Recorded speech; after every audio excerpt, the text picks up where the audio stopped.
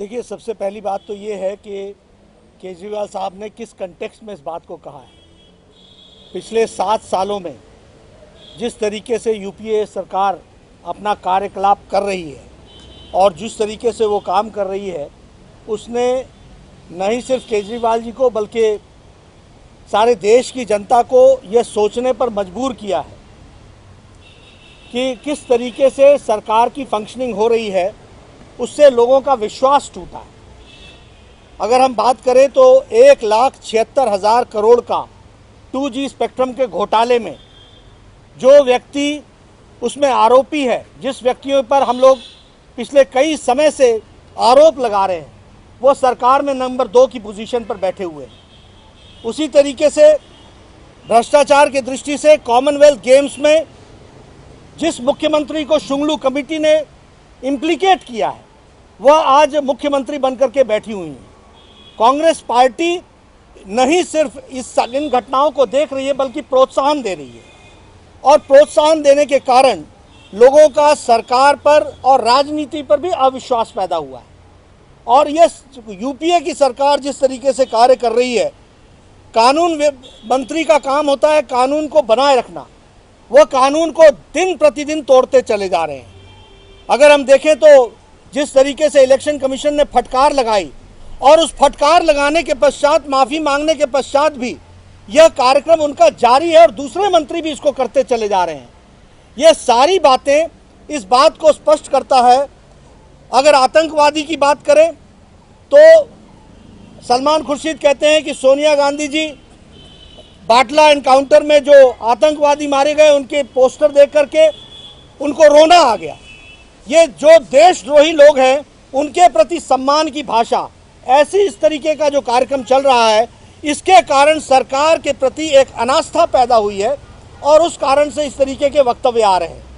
इसके बावजूद मैं ये ज़रूर कहूँगा कि जो केजरीवाल जी ने कहा, उनको एक संयमित भाषा का प्रयोग करना चाहिए, और संयमित भाषा के प्रयोग में जो प्रजातांत्रिक इंस्टीट्यूशंस हैं, डेमोक्रेटिक इंस्टीट्यूशंस हैं, उनके प्रति इस तरीके के आरोप लगाने के दृष्टि से बचना चाहिए और भाषा, प्रजातांत्रिक संस्थाओं के प्रति संयमित भाषा का इस्तेमाल होना चाहिए, ये मैं ज़रूर कहना चाहूँगा। जहाँ तक हम ये कहना चाहेंगे कि जब यूपी का चुनाव हो रहा है, वोट का अधिकार लोगों के पास है। ऐसे लोग जो राजनीति में अनास्था पैदा कर रहे हैं और ऐसी पार्टियां, उनको हम अपने वोट के अधिकार से उनको हमको मुंह तोड़ जवाब देना चाहिए। और ये मौका है जब आप कानून व्यवस्था को लागू करें, कॉन्स्टिट्यूशनल इंस्टीट्यूशंस के प्रति एक रिस्पेक्टफुल वातावरण बने, इसके लिए वोटर अपना मताधिकार का प्रयोग करे तो अच्छा रहेगा।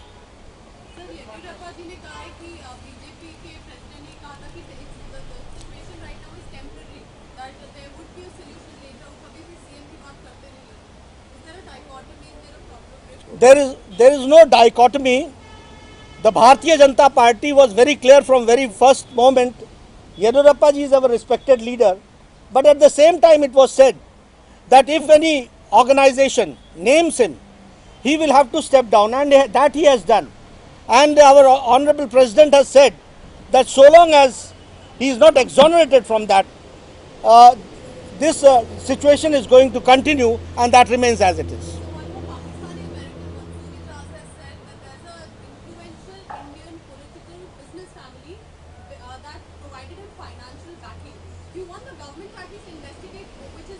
We will react later on this.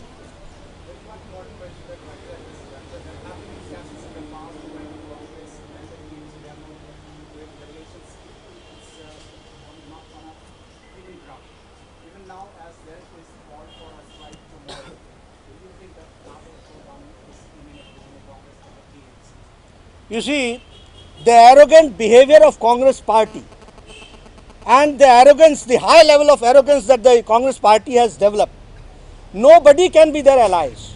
That is the scenario and that is their style of functioning. In NCTC, 11 chief ministers have reacted, and out of those 11 chief ministers, along with them 2 political parties who are their allies, they have also reacted and they have also come against it.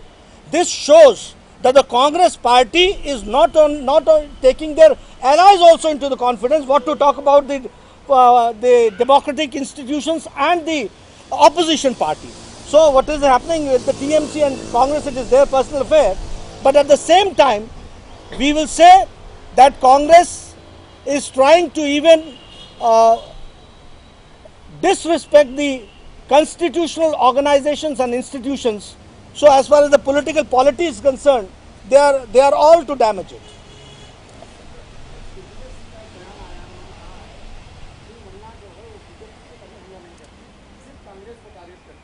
कौन? आतंकवादियों के वकील हैं।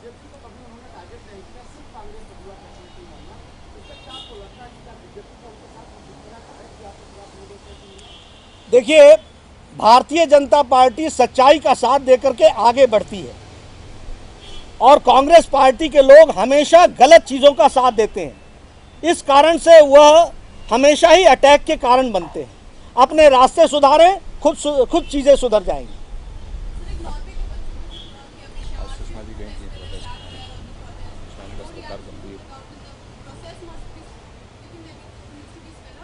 Certainly today Sushma ji, our leader of opposition in the Lok Sabha, she went there to the Norwegian embassy.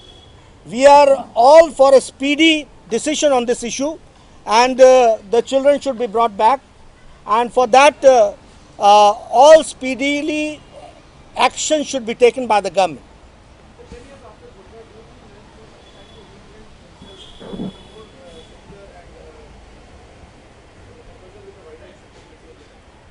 Narendra Modi is not trying to reinvent.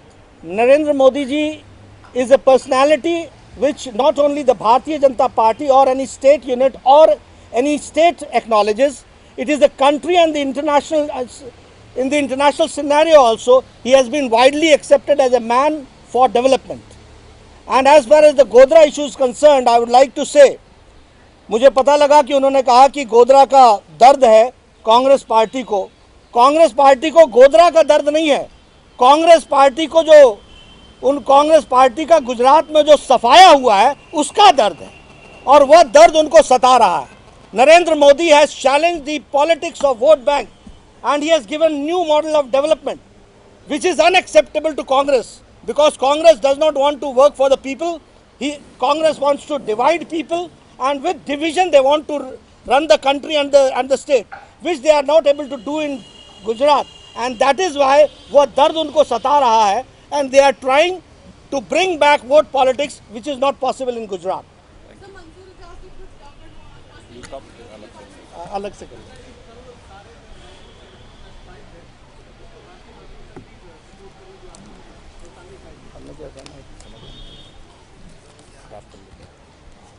निश्चित रूप से मजदूर संघ और सभी जो लेबर ऑर्गेनाइजेशंस हैं उनका इकट्ठा आना इस इशू पर, यह इस बात को बताता है कि लेबर के प्रति यह कमिटेड एक एजिटेशन है। अपने वैचारिक पृष्ठभूमि को छोड़कर वो इस तरीके का आंदोलन एक साथ कर रहे हैं। भारतीय जनता पार्टी का भी समर्थन है।